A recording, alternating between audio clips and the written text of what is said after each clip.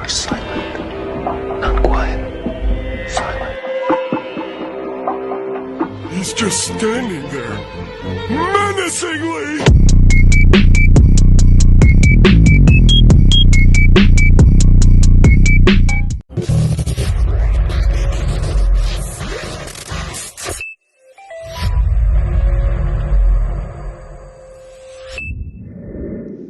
I'd like to welcome everybody to a brand new edition of the Adam King Show. I am your host, Adam King, and we are back after a little bit of downtime. We had some technical issues. I had to get myself a new computer, but we are back. Last episode, we had Laura Loomer, covered some real groundbreaking topics, and in this episode, we are joined by an absolute legend. I want to welcome the one, the only, Greg Reese, father of the Reese Report, to the Adam King Show. Welcome, Greg Reese. Thank you, Adam. It's good to be here. Greg, I got to say, first of all, it's a tremendous honor to host you. And I talked it over with a bunch of my friends before I put this on. And they were like, Greg Reese, I wonder what he looks like. You know, because you're always behind the camera. All the Reese Report videos that come out, they're always so specific. And nobody ever sees your face. So it's a big honor to have a face-to-face interview. Have you done face-to-face interviews before? Yeah, I've done a couple. Okay. I don't do many. I'm not very easy to get in touch with. So usually if someone gets in touch with Alex will forward it to me. Or in your case, we get a mutual friend on the team that got us in together. So I'm not really, I like not being on camera. That was actually, I think it was within my first couple of weeks on the job. I was looking for a place to record, and Rob Dew suggested, why don't you just do a voiceover and not worry about going on camera. And immediately I was like, I'm allowed to do that. And he was like, yeah, who cares? So then from that day on, that was just like, immediately I was like, well, that's what I want to do from now on. I never want to be on camera again. And I actually avoided it a few times when I was working at headquarters. The boss asked me to come on or had me come on, and can't say no to the boss when you're going on. So I was on a few times, but as you can see, I've got the more casual, not on camera all the time look lately. Yeah, you got the off-camera shadow working. That's right. So, like all this background, you're such a prolific, I guess I'd call you a documentary, not a filmmaker, but a short. I mean, your clips, they're always like within 5 minutes, and you're so prolific. You come out with one every single week without fail, and each one, they generate millions and millions of views and tremendous amounts of attention. And what is it like? First of all, how did you start? When did you start the Reese Report? And what is it like every week dropping hit after hit after hit? I'll start with the second one. That's a good question to me, because it's probably much different than, just based on the question, the way you asked the question, I can tell it's probably much different than you imagine it could be. But I have a phobia of losing my job that I've had my whole life since I was probably 15. Well, and I think I've only been fired once. I think when I was 15, I worked at a coffee shop and I fell asleep. I would always fall asleep on the counter because it was very early. I would get up and work very early. But that was the only one I ever got fired from. There was a scene from a movie, American Splendor, I believe, where he wakes up from a nightmare and he says, oh my God, I have a job. I have a job. I have a job. And I remember, I find that scene very, very funny. And I don't know if everyone gets it. Obviously some people get it because it's in that movie, but that's just something it's always me. So still to this day, basically every uploaded video of mine, I just finished uploading one an hour ago. Yeah. It's the same feeling every time. The feeling is, okay, I'm not going to get fired this week. This week I have my job still. You really feel that at Band.video every time that you post? Yeah, absolutely. And I want to encourage all the listeners to go to the Reese Report on Band.video, and anyone listening on our Spotify, YouTube, Rumble, any of our feeds, go check out the Reese Report on Band.video, because Greg is so prolific. And we're going to put some Reese Report videos together at the end of this segment so that the audience can see what it's all about, anybody who doesn't know who Greg Reese is yet. But you really feel that you would get fired when you post? Well, I know it's irrational. I'm aware that it's irrational. I guess you could say it's irrational. It's one of my irrational quirks. My friend Drew, who works at headquarters, we used to share an office together for a few years. I'm sure he'll attest to it because it's like every week he'll hear it from me. Or, after every upload, well, save my job once again, but I know it's a mental thing. I think it's not a bad thing. It's one of the things that kind of keeps me motivated. A lot of my motivating factors I came up with because of trying not to stumble and fall, because I did. And I'm like, I don't want to do that again. So I that's one of them, I guess, is I don't want to, I like having a job. So I want to make sure I do good work and all that.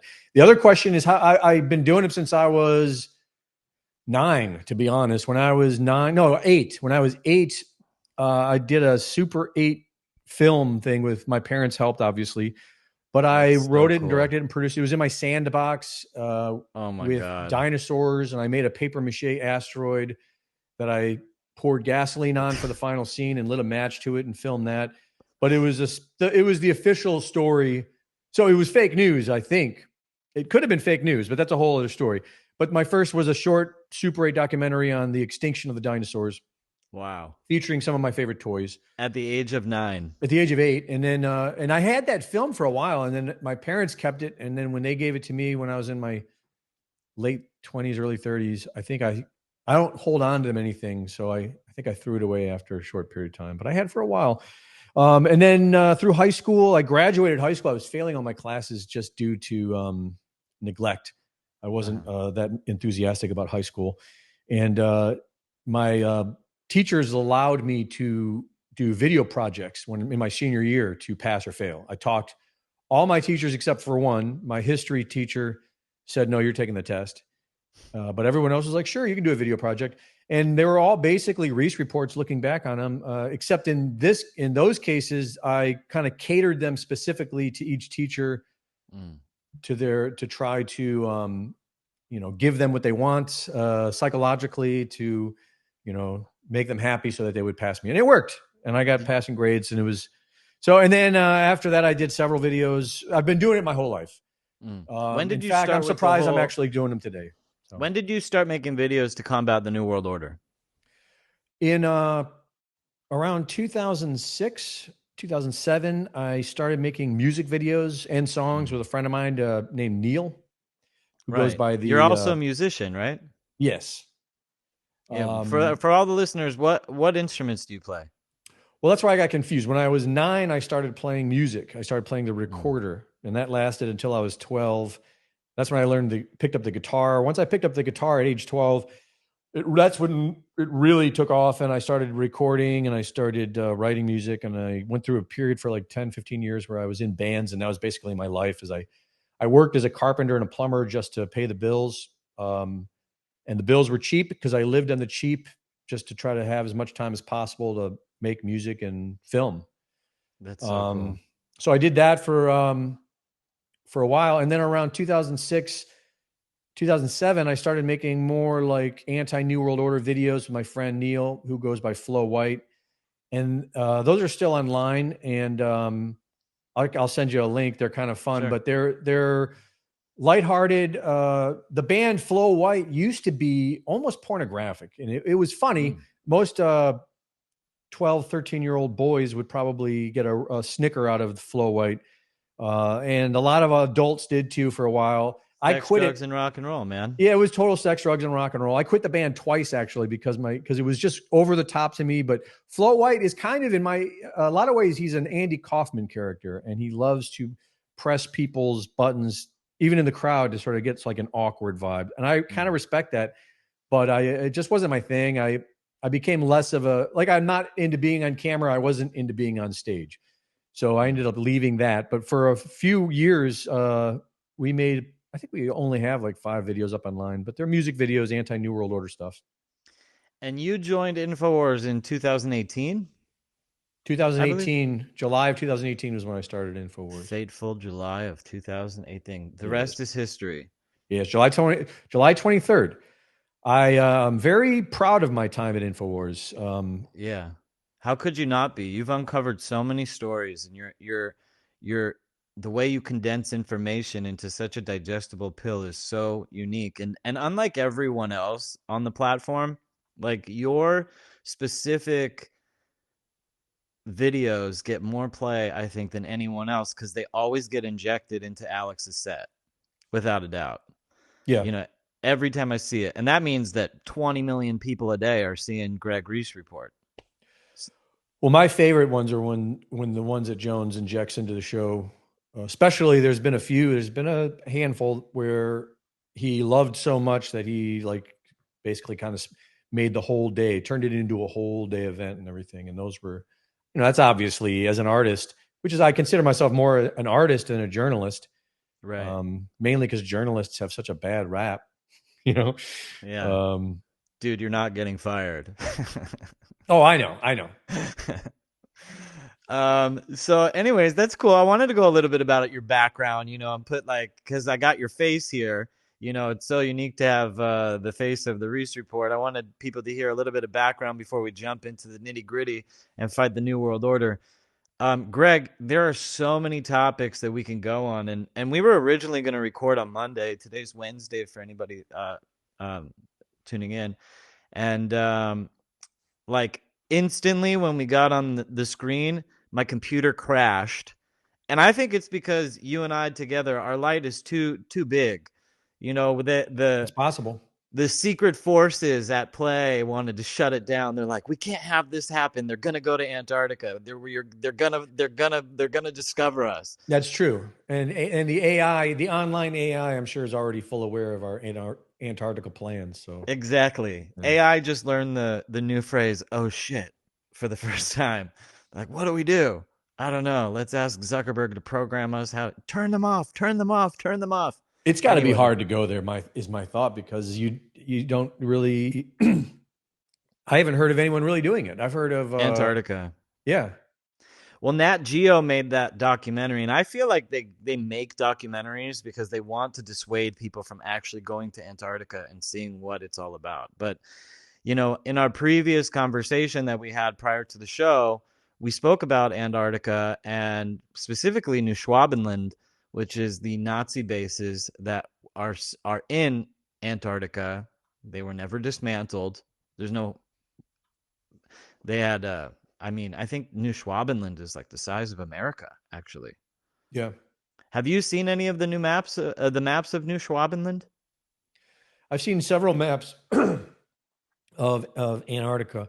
And one of the most interesting things I've seen recently is, I believe it was probably from a Flat Earth British episode on YouTube, where he's going through an actual photographs of an Amerigo Vespucci log. Interesting. From when he went all the way down North America, South America into Antarctica. Right. And he describes it, and there's illustrations of the descriptions, and it's described as not just a thriving civilization, but a modern like the pictures look modern, like high-rise buildings, multi-level, narrow buildings. It looked like. Well, there's clearly pyramids in Antarctica. Yeah, that was on the Nat Geo thing. So if they're putting it on Nat Geo, they're not trying to hide the fact that there was a previous civilization in Antarctica prior to our civilization. Yeah. Question is, are they still there? What's your take? Well, I don't know. I would imagine in the most simple way, it could simply be the family of the secret technology, whatever you want to call that, the Nazis or the Fourth Reich or the whole UFO black op program, those deep black ops, whoever is in control of the underground bases and of the quote unquote anti-gravity or free energy, whatever this stuff is, which I believe, like the Tesla technology, the UFO technology, I think this is all related. I don't know if it's something that we've discovered from a non-human species, or if it's just simply something that we've discovered and it's being suppressed. Some of the history suggests that it was discovered by the Germans during World War II. Are you familiar with her glockenspiel?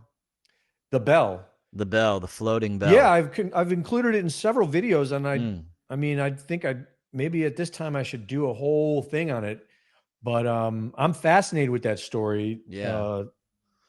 What's the author of the SS Brotherhood of the Bell? That's the main source I've got it from. But yes, that's exactly what I'm talking about. And Mhm. according to that program, it seems like, for example, one of the really interesting things about that is one of the reasons they were obsessed with the Aryans was because of the Hindu traditional history. Mhm. There's in the ancient Vedas, there is a book. Well, the book's only over 100 years old, called The Science of Aeronautics, Mm. and it I actually has, have that book. yeah, it's got the diagrams of the Vimanas, and Yeah. the diagrams are only over 100 years old, but they're written from descriptions in the ancient Vedas describing Mhm. all this stuff. And I have a bit of time I spent in that tradition, the yoga Hindu tradition, and it's Right. very like accepted belief that Vimanas and non-human entities live in the Himalayas and are in contact with some, like anyone can go in there, and if you meditate enough and fast enough or whatever and achieve enlightenment, then you too can actually meet and go on a ride on these Vimanas and stuff. It's A magic carpet ride. yeah. And so that's what, if you look at if you read the descriptions of the bell, it sounds like one of these Vimanas that were Mm. drawn. It's very similar, at least, to Yeah. these Vimanas that are drawn in this book. And at the sites that they were experimenting with her Glockenspiel in Germany, there is no remnant of the technology left over. It's all been stripped, whether it was taken by the United States or Russia after the fall of Berlin, or the postulation that it was all set up in Antarctica waiting for the collapse of Germany. That's all hearsay and speculation, but um, I think it would be very interesting to take a trip to Antarctica. I've been so fascinated, but I think the last year or so, like I've just been obsessed with Antarctica. Like I have to know. I feel like if I go there, I'll be able to know everything. I'll be able to like psychically tune in and just understand what's going on.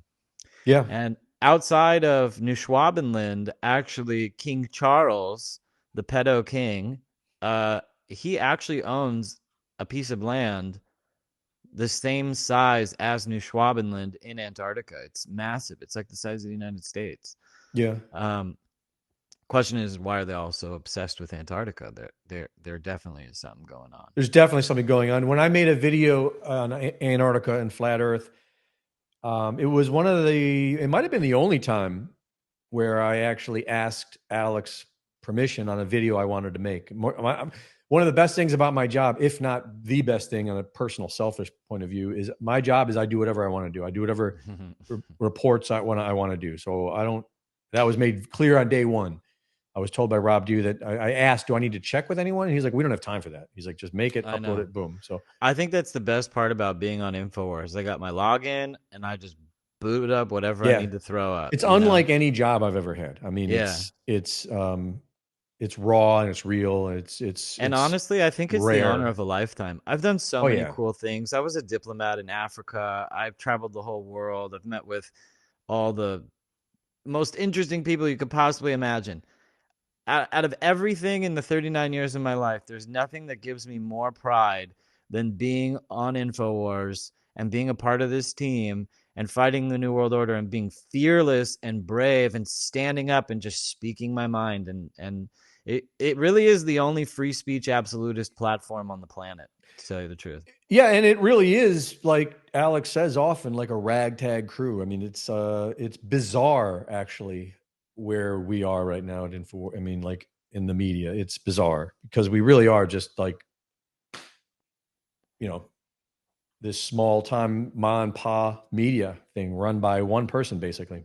It's true. And we all need the help. And so, with that, I'm going to throw up the QR code right there for all of our listeners. Click that QR code right there. Go to InfoWarsStore.com. Go buy something. You got two Info Warriors on the line telling you right now to go buy something. This is my favorite thing that I bought at InfoWars, my Faraday cage so that I could sleep, put my phone in my pocket without radiating my testes, or keep my phone next to my bed without radiating my head. So click that link, go to InfoWarsStore.com, buy something, support the InfoWars, support Greg Reese, support Adam King, and most importantly, support Alex Jones. That's right.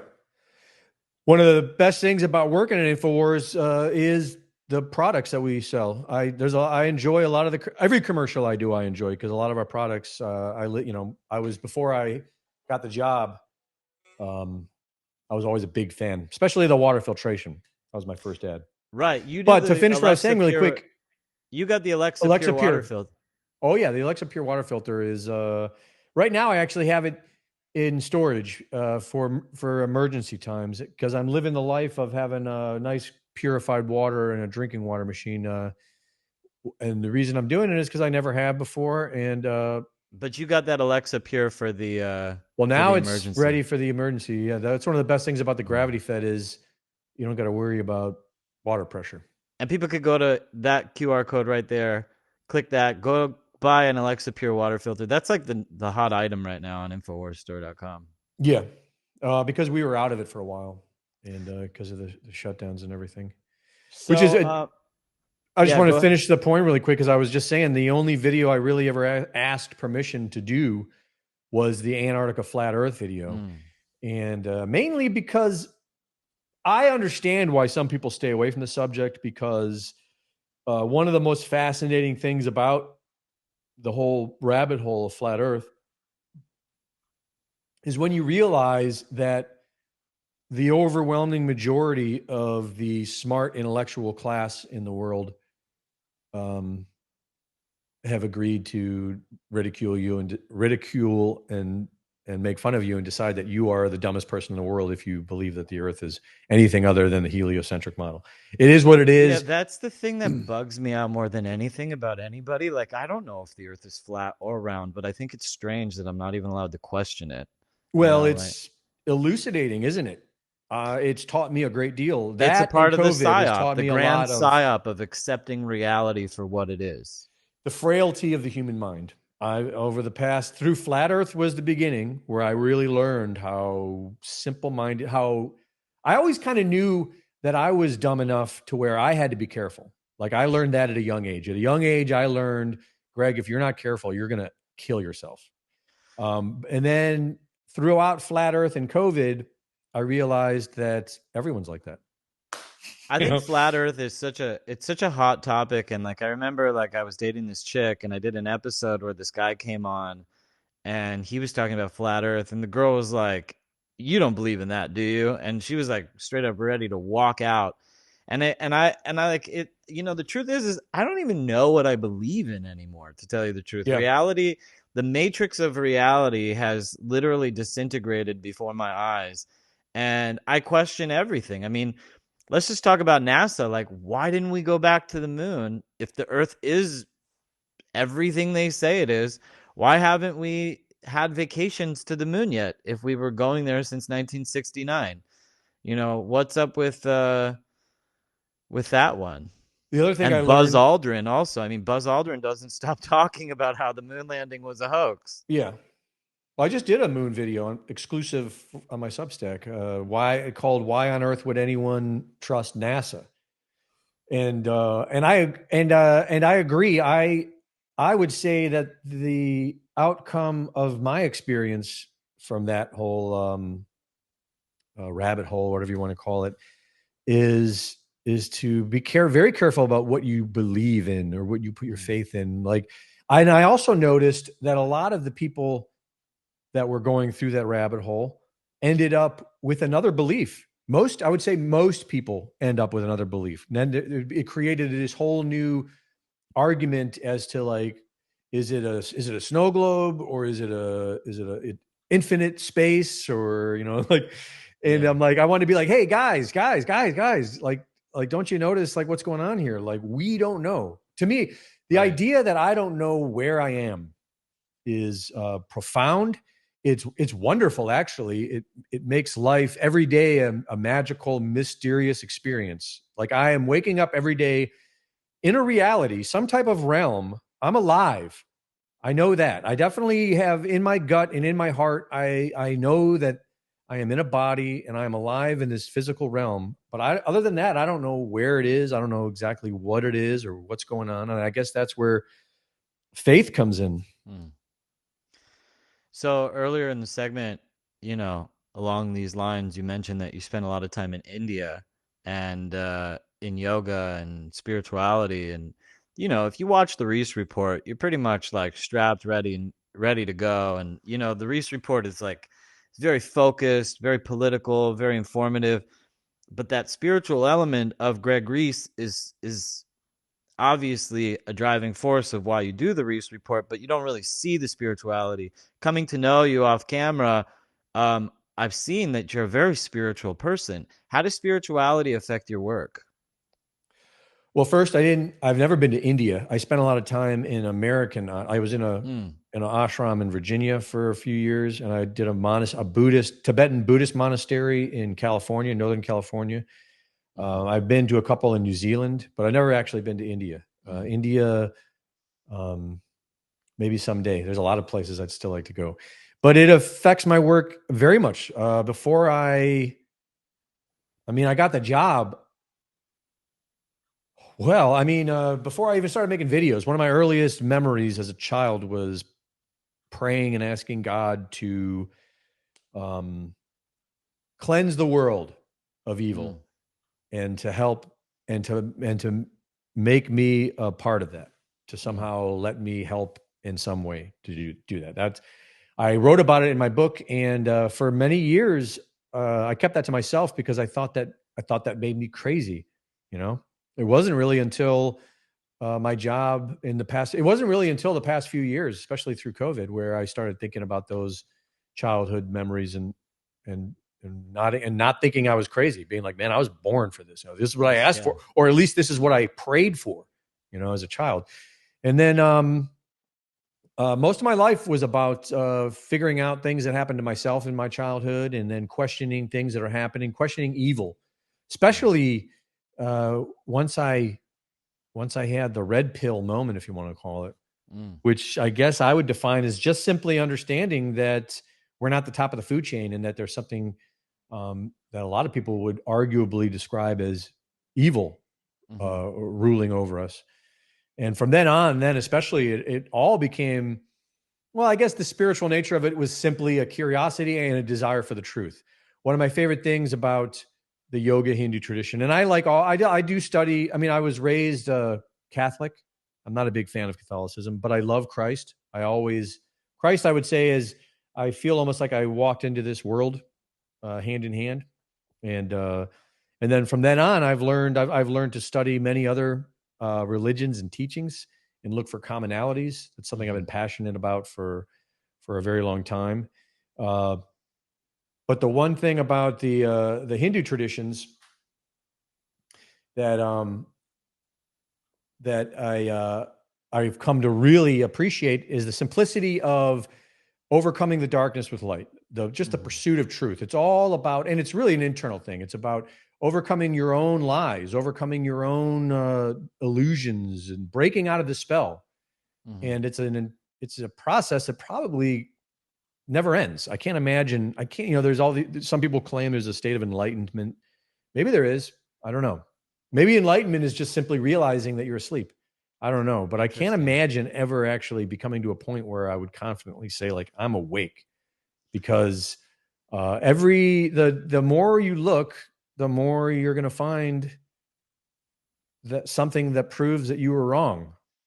It's funny. I was talking to a rabbi friend of mine the other day, and I was telling him, it's like every time I wake up, I think, oh my God, I'm just waking up for the first time. Like, wake up in the figurative sense, not in the morning when you wake up, but like when you wake up to what's going on, it's like every single time. And one of the things I find so cool about the work we do here at InfoWars, and just like everybody who's been red pilled, is there is that like embodiment of spirituality, especially amongst non-vaccinated people. It's like there's like a specific allotment of collective human energy that's available.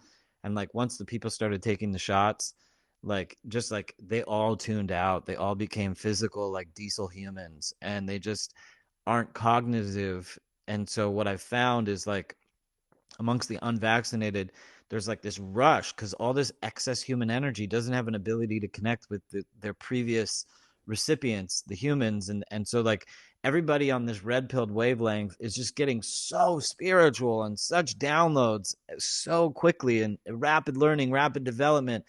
And it's something I appreciate about our movement is it's, unlike political movements of the past, our movement is very spiritual. And, when you're in the Democrat Republican dualistic bicameral fighting situation, you don't really see the grand picture of good versus evil. No, I would agree. That's also a part of the psyop, is get people to focus on politics and not winning in politics and not defeating evil. I can describe exactly why I'm doing what I'm doing as a segue from that. I'm not a two-party system guy. I'm not a right-winger. I'm not a left-winger. I miss the good old days of pre-Trump when most people on board this train kind of all realized that the two-party system was a major psyop. But it's almost like a lot of us are retarding back into that. But to me, it's simple. It's very simple to me. It's all about individual freedom. And that goes back to spirituality, because the ultimate, and this also goes back to one of the reasons why I enjoy studying multiple religions, because I don't like to believe that not everyone, but most people believe they're right. Most people of every religion, that's kind of one of the commonalities you're going to find, is they believe that they're right. And so therefore everyone else must be wrong. I just try to avoid that. And so I try to keep it personal and realize that maybe different strokes for different folks. And I like to open up and embrace other religions as well. And so one of the things that I've so anyways, I mean, what I'm trying to say, I guess, is the only way you're going to do that, the only way anyone can do that is freedom. Individual freedom is the only way anyone's going to be able to pursue a faith or a personal practice or a relationship with God. Because to me, it's really all about a personal relationship. I don't go to church. I don't practice. If I have any rituals I practice, they're of my own making through over time, intuition with my personal relationship with God. That's why I don't really talk about it a whole lot. Before this job I had, it was something I always kept to myself. I never talked about. And so to me, I understand just perfectly clear what our founding fathers did. And I don't even think America's ever really experienced true freedom, but our founding fathers at least understood. And if they didn't understand, it doesn't matter. God worked maybe on through January 5th, 1776. Yeah. That was a party, man. And it was the understanding that we are a soul having an experience in a human body on earth for a reason. I firmly believe, I know that God has a plan for me. And I know that the purpose of my life is to follow that path and to take up, and it's a struggle. Everyone has a struggle. I know that. And because of that, I tend to believe that that's the case for everyone. I can't say I know that, but I tend to believe that since it's like that for me, it's probably like that for everyone else. And so therefore, individual freedom is the absolute most important thing that matters. Government is there to serve that. Government should, and so the ultimate rule that needs to be learned is you just don't mess with anyone else. And if you don't mess with anyone else, then you should have no problem pursuing whatever vision or dream or path you have before you that opens your heart up and brings you closer to God. I'm Jewish, obviously, everybody knows that. And one of the things I love about Judaism is it really, like the essence of Judaism is really free will. That God himself is actually free will. And I spoke about this with you earlier, this concept of ex nihilo, to create something out of nothing. That's kind of what I'm trying to describe. Exactly. Yeah. That is the essence of free will. When nothing exists and God just decides, I'm going to create myself. Boom. That's free will. So that's like Judaism is really focused on that. And that is to me my spirituality. So I'm very non-proselytizing, and I look for free will in society as an aspect of godliness. When I see free will being exhibited, and when I mean free will, I'm not talking about like you go to the store and pick out what you want to buy as far as clothes, or you go to your closet and decide you're going to wear a blue sweater today. That's not free will. That's called preference. Free will is like when you're hungry, starving, and you decide to fast. That's like free will. It's Or when like, you create something, when you envision something, and decide that you're going to bring that thing into reality. mm, exactly. When bringing something into reality that didn't exist in it before, like ex nihilo, is like that is an aspect of being godly. I think that's so cool. I agree, and I would think that's what we're all here learning how to do is operate, because that's part of our operating system. That's part of our body. The part of this human body is a mind that can envision and imagine things. That has energy that interacts with this realm that we're in, and you add the emotions to that, and you could call it magic. I'm sure there is a scientific explanation to it, but that's just part of the mechanism, part of the way our body relates in this physical realm that a lot of people don't understand. And those who don't understand are easily turned into slaves for someone else's will. And that's think about how much people don't actually understand. I mean, a spider comes out of its egg knowing how to make this beautiful, intricate web. Like, human beings were so disconnected from everything that we're supposed to know. Nobody knows how to take care of themselves. Nobody knows health. Nobody knows how, people don't even know how to cop a squat properly. I got a squatty potty. You ever had one of those things? It's like, it changed I've my had whole one life. for about 6 months now. I love Changed it. my whole life. You know Yeah. what I'm saying? Like, a simple thing. Like, humans are so Yeah. basic, and Yep. we've been groomed and conditioned to be this way by Yeah. whoever the overlord is, whether it's the lizard overlords like Tucker Carlson says, or the Anukai, or any of these entities that are esoteric entities. And I love this interview because it's really highlighting your mystical, spiritual, philosophical side. We have yet to touch on any of the issues of today, I know. which is kind of like our last conversation, which lasted hours and hours and hours. Yeah. But I want to ask you, I want to pivot towards the World Economic Forum. And, I actually, let me load up a clip while we're doing that. Bibi Netanyahu is everybody's favorite Nazi these days. And I get a lot of slack for criticizing Bibi Netanyahu. And I've been playing these clips nonstop with all my guests, and I'm getting their take on it, And so I want to play this clip from Bibi Netanyahu, a speech that he gave on Jordan Peterson about the vaccines. And then I want to segue into the New World Order and some other stuff. So I'm going to play this clip, and then we'll comment on it. Give you one example so you'll see, because I don't want to bore you with detailed plans. But they are detailed in my mind. They are detailed in his mind. We came out of COVID first. I described that in my book, my conversations with Albert Bourla of Pfizer. And I persuaded him to give tiny Israel the necessary vaccines to get us out first from the COVID. And the reason I could do that is because we have a database, 98%, a medical database. 98% of our population has digitized medical records and little card. And anywhere you go in any hospital in Israel, north, south, doesn't make any difference. Boom, you punch it in and you know everything about this patient for the last 20 years. I said, we'll use that to tell you whether these vaccines, what do they do to people, not individual people, not with their individual identities, but statistically, what does it do to people with, meningitis? What does it do to people with high blood pressure? What is it? You want to know that. So Israel became, if you will, the lab for Pfizer. The lab That's how for we did Pfizer, it. We got this out. asshole We gave says. the information to the world. Not only it's been published in medical magazines and so on. That's a database we have. I intend to bring on that database of personal medical records for entire population, a genetic database, genomes, okay? Give me a saliva sample, volunteer. But I'm sure most people would do it.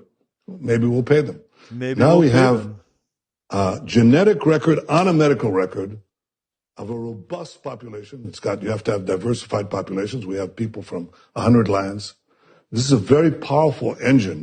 Now let pharma companies, let medical companies, let them run algorithms on this database, okay?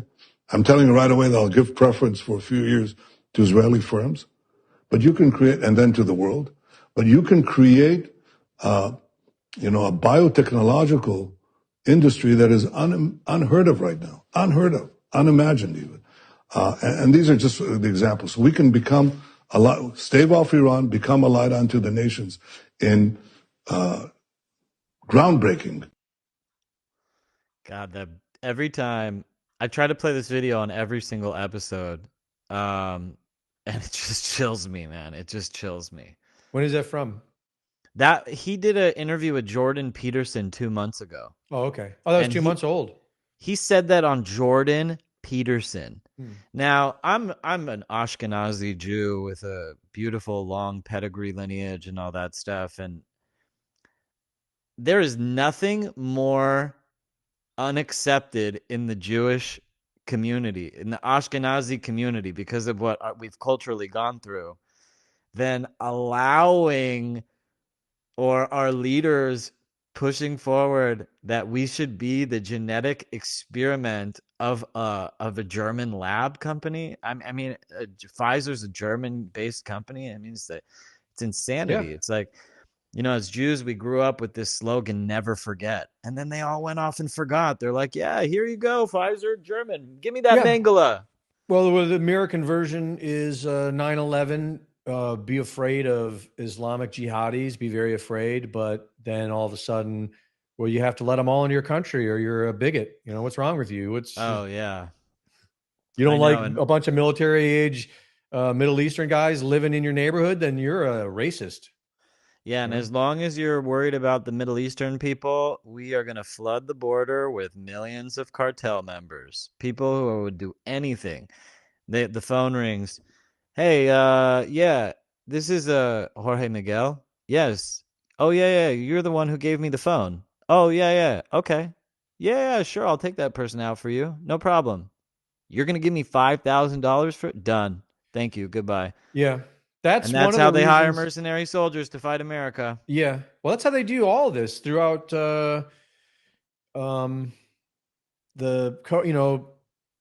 making it bribing nurses and doctors to take otherwise people that could be easily cured of something and put them on ventilators and give them remdesivir, and you'll make some money by killing these people.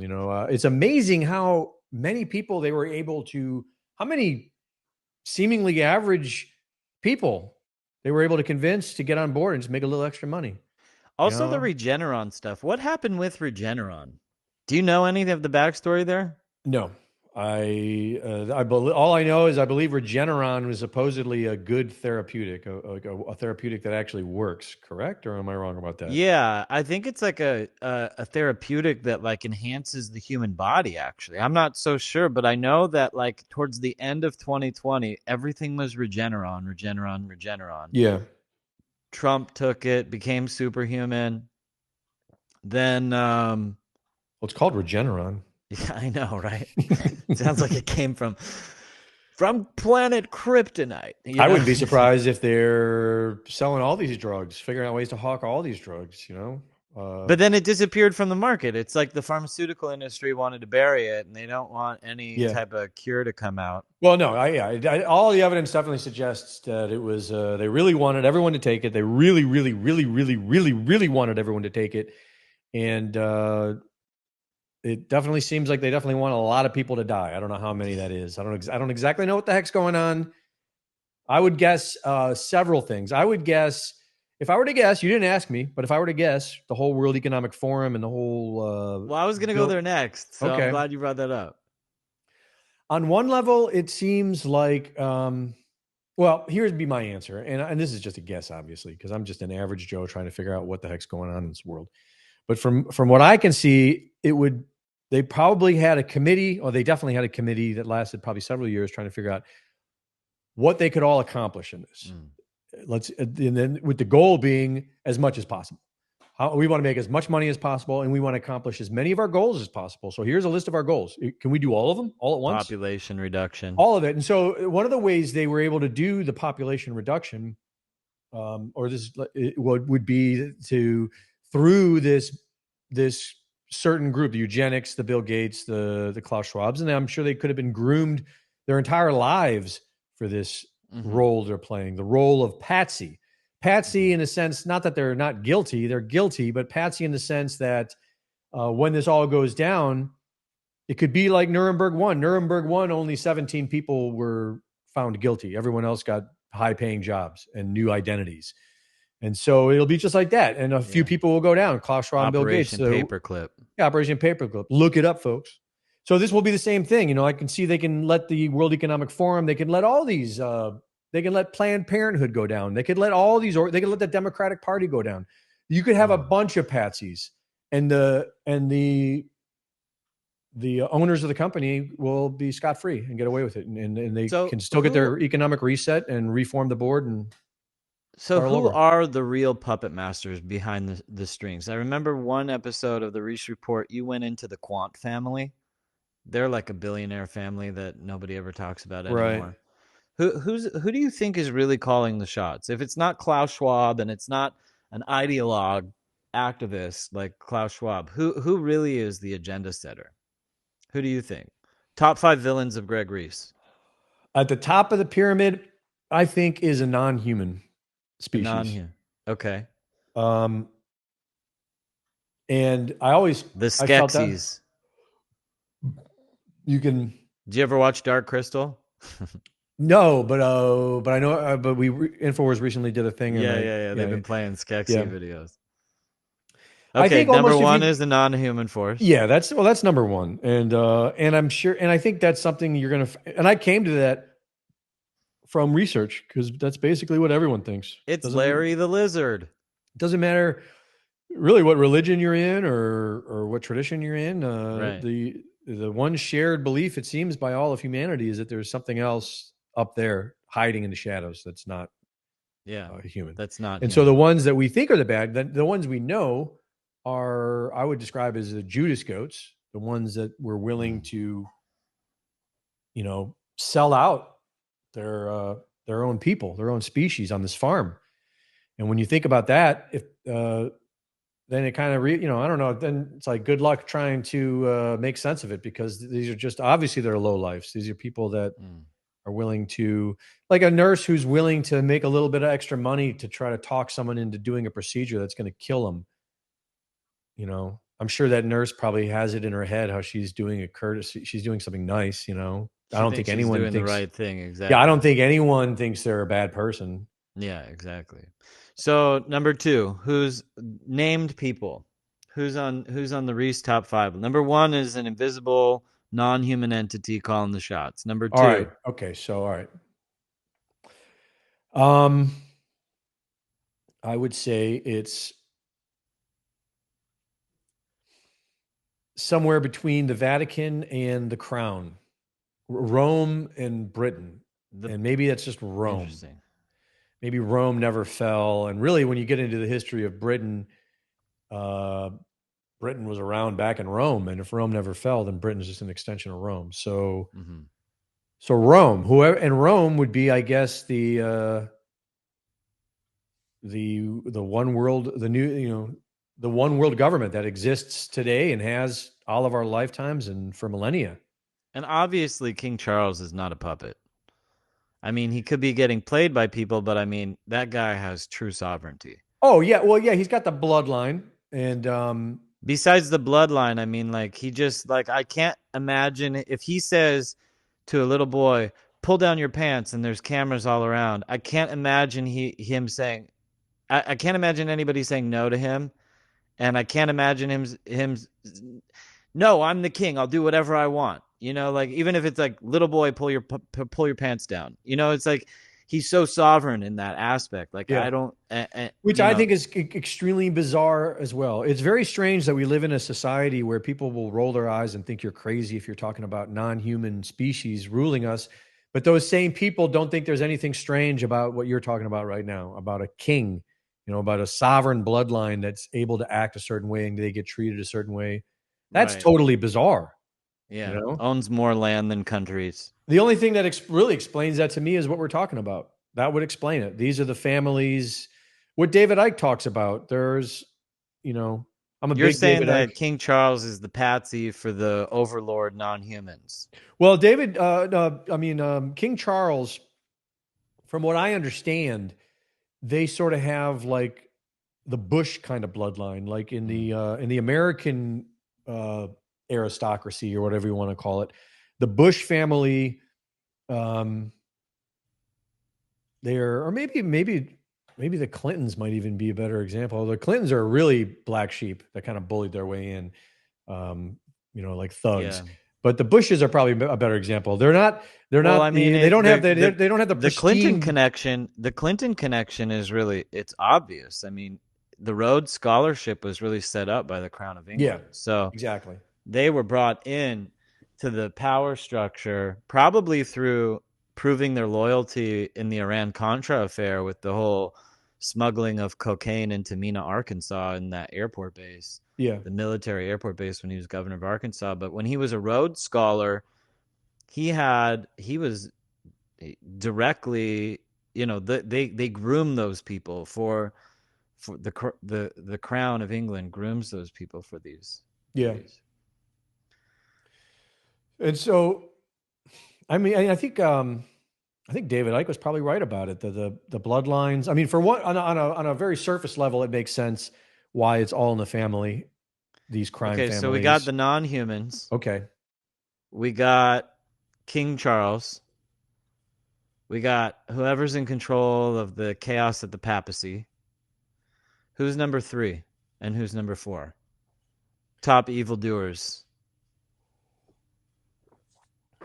4 and number 5. 4 and number 5? Yeah. 4 and number. Okay, so we got that's right, because we got the. Well, we got the non-humans. By the way, I think you're correct. I think my initial jump would be Klaus Schwab, but it's so short-sighted. You're so right on King Charles. Yeah, Klaus Schwab is a protege of Henry Kissinger. That right there is a giveaway. When you look at the criminal mastermind of Henry Kissinger and how no one's really talking about Kissinger, but they're all talking about his special little boy protege. Right, exactly. There's a quote from King David on his dying words to King Solomon. He says about Yoav, the general of his army who killed his sinful son Absalom. He says to King Solomon, don't let his white beard go to the grave in peace. The only person that King Solomon kills is Yoav, this general of King David. And I look at Henry Kissinger the same way. It's like, this man, he's old. He's like living his heyday, where he's like this old guy. Wherever he goes, people kiss his ass. And they're like, this is the Henry Kissinger legacy. This is the guy who needs to be brought to Nuremberg 2.0. Yeah. Yeah. If we don't get to the Kissingers, and if we don't get to the Bushes, and if we don't get to the Clintons, if we don't get to all this stuff, then it's just a show. It's just part of and to be honest, we could even, like I was saying, we could even get to all that. We could be going into a golden age where everything gets better and I think our we are lives going get better. into a golden age. No, I think we are too. And it could also be contrived, in my opinion. I also think in that golden age that InfoWars is going to be the predominant media source. It's starting to seem that way. It's starting to seem like if things are going in the way that they seem to be going at this point, that does seem to be the especially with the collapse of Fox News. Like, there's all these based people who are like, where do I go? And they're like, if they fired Tucker, I might as well truly red pill myself. Yeah. And this is where I'm starting to question my own thinking process, because I noticed that I don't trust that. I noticed that I became very suspicious of, okay, well, what's happening? How are they trying to trick us now? And it's almost as if there's a part of me that doesn't even accept it as being a plausible option, that maybe what I really wanted to happen is actually happening, because that's really what got me into this from the beginning. Was I wanted to see all this stuff get exposed, and I wanted to see justice, and because I believe in my heart that if the human herd were to become made aware of what's really going on, sort of collectively red pilled, for lack of better terminology, then it would inspire a shift, a paradigm shift that will bring everything in the right direction. Because we really have solutions for all of our problems. They all exist. We're a clever bunch of people. We've got it all figured out. It's just the problem we have is the system that's been built up. I love the us. Reese reports when you go into free energy systems. I think those are so unique. Those Reese reports that you've done. I need to do more, and that's a good subject too. Right before our call, I was online researching Toyota's new hydrogen engine. And this is another thing right here that tells me that the non-humans, the overlords, are allowing the shift. They're allowing this energy to come out now because Toyota is about to roll out this hydrogen. Now, it's not quite the hydrogen they had 15 years ago. I don't know if anyone remembers. I have not been able to find the clips on YouTube, but I remember them. A lot of people do. But about 15 years ago, they were advertising, I think it was Honda. They were selling it in Japan only. They were selling it for cheap.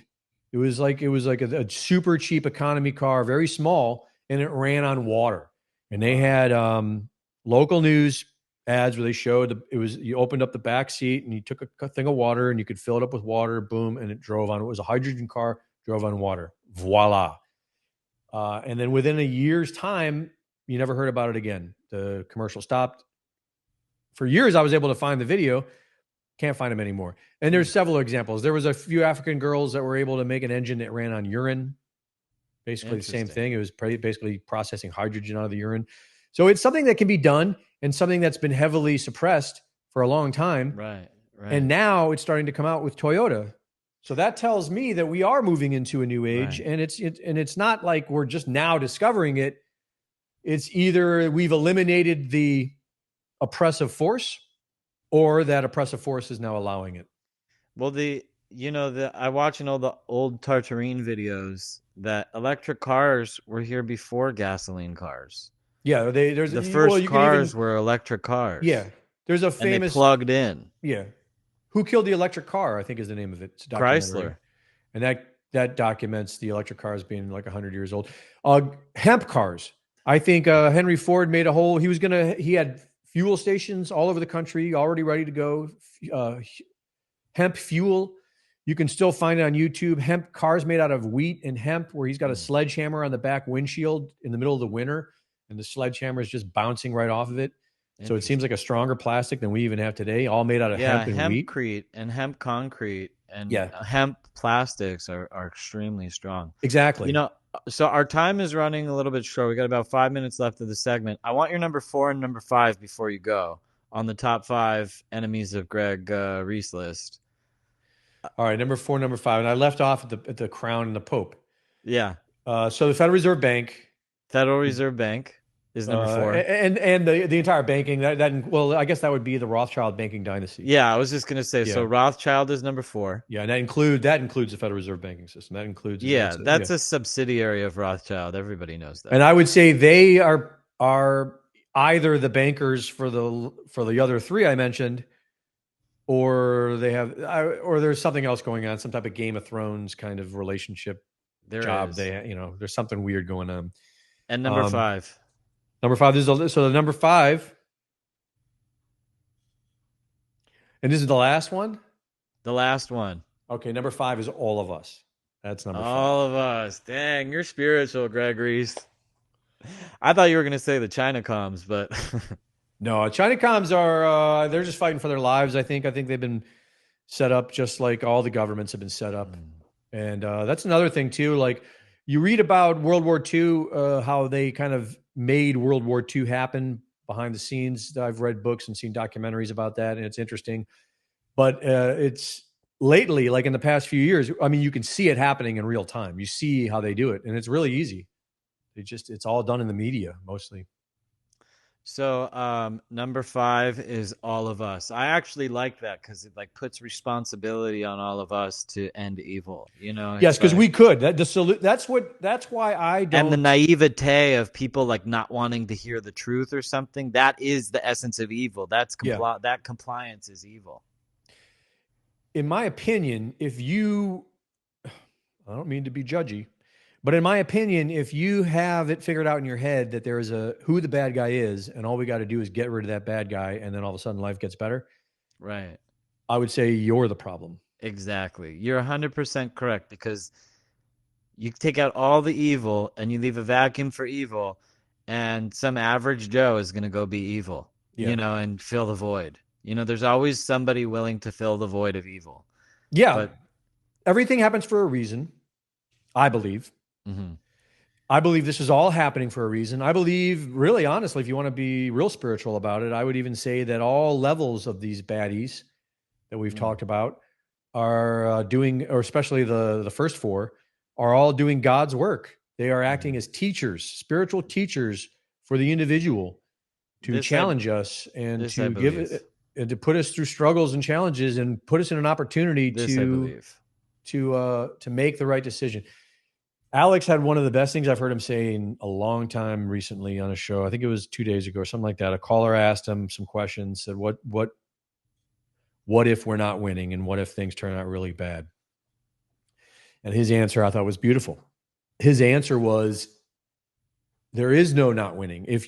We're being challenged right now. Everyone is being challenged right now. And whether you win or lose is up to you on an individual basis.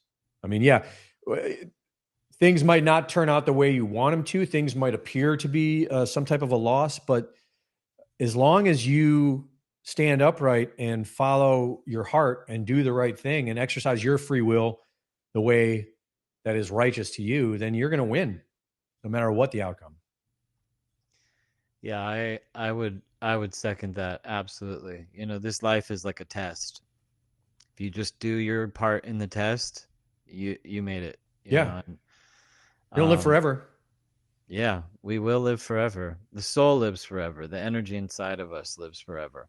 Right. And this body is just here for a short period of time. So there's no reason to sweat about it, what happens to it. I mean, yeah, you want to take care of it and you want to nurture it and you want to steward the body and look out for it and everything like that, and look out for your families and your children and all that. But you do the best you can, and then you have to realize that there's a certain level of acceptance with the whole thing. Let thy will be done, and things are going to turn out the way God wants them to turn out, not the way we necessarily want them to turn out. But what we do have is that free will, like you were talking about. And to me, the free will is all about waking up and making and doing the right thing. And for everyone, that's obviously a very personal, unique thing. Well, we're approaching our 1 hour segment, and there's just not enough time with Greg Reese. I mean, I feel like this was just an introduction of the places that we can go. I want to say to my listeners, Greg and I have been talking about some possible future collaborations. So I want one of you to stay tuned, and some big things are in the pipes. And I want to thank you, Greg. I want to thank you for coming on the show today and lending us your wisdom and your spirituality. I think it's so cool to have this context of Greg Reese mainly in spirituality as opposed to political and leading our movement. To hear this spiritual side and this human side of you puts and so that also that our listeners can see the face to the name, puts a real human side to Greg Reese. So I want to thank you for allowing the Adam King Show to be a host of that. And I would love to have you again. There's so many topics. This is not nearly enough time. We didn't even go to Jeffrey Epstein. We didn't even cover Francois Henry Pinault, the cult of Baal. We didn't cover any of these massive subjects, Balenciaga, the whole scandal. We didn't even say Joe Biden's name one time. We didn't even say Hunter Biden's name one time. So we're behind the curve. We got a lot. We're going to have Greg back on and go a little bit deeper into a lot of these topics. But before we leave, I want to remind everybody one last time, because this helps both Greg and myself. Please go to InfoWarsStore.com. Please support the InfoWars. Do whatever you can. Buy anything. If you don't want anything, make a donation. Mother's Day is this week. We got a bunch of stuff that could be great for Mother's Day. Maybe, what is it? Alpha female vitality? I know super male vitality. Super female vitality. Super female vitality. Buy something for anybody and buy something for Alex. If you want to buy something for me, InfoWarriors, you're welcome to buy something for me. But just buy something. That's all I got to say. The iodine is great too. I highly recommend the iodine. That's probably my first product I ever picked up. I like the X2 but I know a lot of people like the X3 better. But I noticed right away from the second I had a drop hit my tongue years ago, my body immediately felt like a thirst for it. So I've been taking that regularly ever since. And I also know we got Turbo Stock back in force. Turbo Force back in stock. Turbo Stock back in force. We got Turbo Force back in stock. It's been off the shelves for 6 months. It's going to be gone very soon. Click this QR code right over here. Go to InfoWarsStore.com, pick up something, support the InfoWar today. And it really has proven to be brilliant. Like, as much as you have to put up with, all of us hawking products and Alex getting all fumey and complaining about having to hawk products and stuff like that. As much as that happens, that's what's allowed us to survive. That's what's allowed us to continue on and do it and have the freedom to say whatever we want to say. We're the only ones that I know of that are able to do that. Like, I have friends that work for other alternative media places that have told me they're not allowed to talk about certain things. It's like we don't have to worry about that. It's like we're the NPR of the based society. We're the real NPR. We're the real NPR. Like, we're not taking payoffs to do anything. It's all based on listener support. We used to have, I don't think we've done it in a while, but we used to have the marathons, the telethons. But now we should do a telethon. I think the only reason we haven't done one in a while is because we're kind of like in war right now. It's wartime. So we need to do the wartime telethon is what we need to do. So click that QR code again. Support the NPR. We got to come up with some slogan. NPR means something. But support the InfoWar. Get something, anything. I think a telethon would be a great idea. And Greg, I want to thank you for coming on the show. This has been a real fun time. Not nearly enough time. And we're going to have you on again. I want to thank you from the bottom of my heart. I want to thank the InfoWarriors for listening in. And stay tuned. I'm going to put a Greg Reese clip at the end of this segment. And I want to thank you all for tuning in once again. Stay tuned next week. We got a huge show coming up next week. Peace out, InfoWarriors. Thanks for having me, Adam.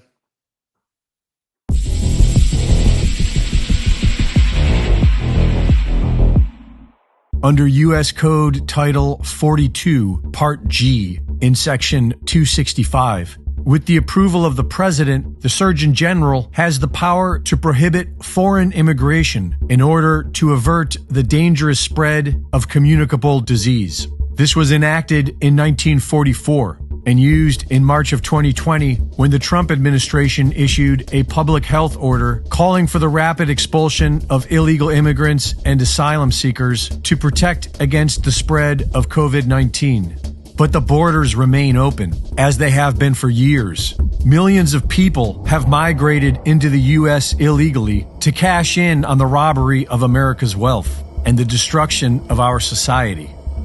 In April of 2021, we exposed a massive child trafficking operation being operated by the federal government in concert with Catholic charity organizations. In March of 2022, the Biden administration formally exempted unaccompanied children from being deported under the Title 42 policy. Last month, a whistleblower from Operation Artemis testified before Congress that the U.S. government has been acting as middleman in a multi-billion-dollar child trafficking black market. Title 42 is set to expire this week, and U.S. immigration facilities are already at 150% capacity. So the tens of thousands of illegal immigrants waiting at the southern border will just have to be taken care of at the expense of the U.S. taxpayer during the biggest financial crisis in U.S. history. If this doesn't make sense to you, then you need to realize that America is under attack. Last weekend, 2 separate terrorist attacks were carried out in Texas by members of the same prison gang syndicate. And if the U.S. government cared about keeping the peace and the rule of law, then this sort of activity would obviously catalyze stricter border policies. But our government isn't doing that. They are opening the borders while U.S. judges let loose violent criminals because America is under attack. Michael Yon has been reporting from the Darien province in Panama at a place known as the Darien Gap, where U.S.-funded invasion camp Lajas Blancas has been processing hordes of military-age members of the Communist Chinese Party. Michael, can you speak more on why you suppose these are spies as opposed to simply economic migrants? So how are all these people getting these passports? And how are they showing up with wads of cash? They have a lot of money, these Chinese coming through. They take a special route through Darien Gap. They take boat routes, and then they'll walk about 2 days through the jungle through a much safer route. It's still a little bit difficult, but it's nothing like the epic real Darien Gap route through the Mountain of Death. And all, there's actually Montaña de la Muerte, the Mountain of Death. They don't go through any of that stuff. And none of the Chinese women coming through ever report being raped. All sorts of women are raped, young and old, and children and everything else. But not the Chinese. If this doesn't make sense to you, then you need to realize that America is under attack. In the book Unrestricted Warfare, senior military advisors of the Communist Chinese wrote that the only way for China to defeat the U.S. is by deploying several levels of unconventional warfare. Direct military confrontation would not succeed. You can call it communism. You can call it globalism. Whatever it is, now has complete control over the U.S. federal government and is waging war against every single American. Life, as we know it, is quickly coming to an end, and whether you like it or not, the option to do nothing will soon be over. Reporting for InfoWars, this is Greg Reese.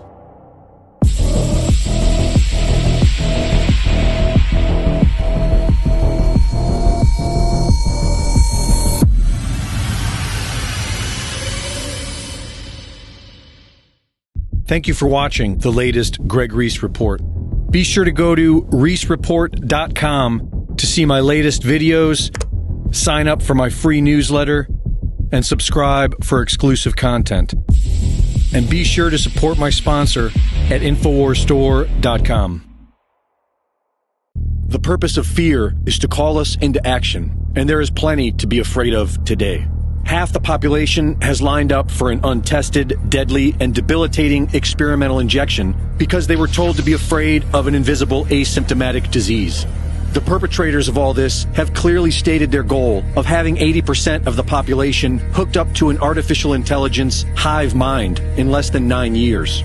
For those of us who have awoken from the spell, we know this is all really happening, and it's unbelievably unsettling to see. But there is only two things to do. We continue sounding the alarm because it's a numbers game.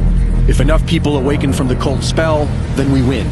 But even when we win, and we eventually will, the days of convenience are soon coming to an end. And so we must prepare. Get up to a year's worth of storable foods, water filtration, survival gear, seeds, shortwave radios, and life-saving knowledge at InfoWarsStore.com. I'm a cop, and you will respect my authority.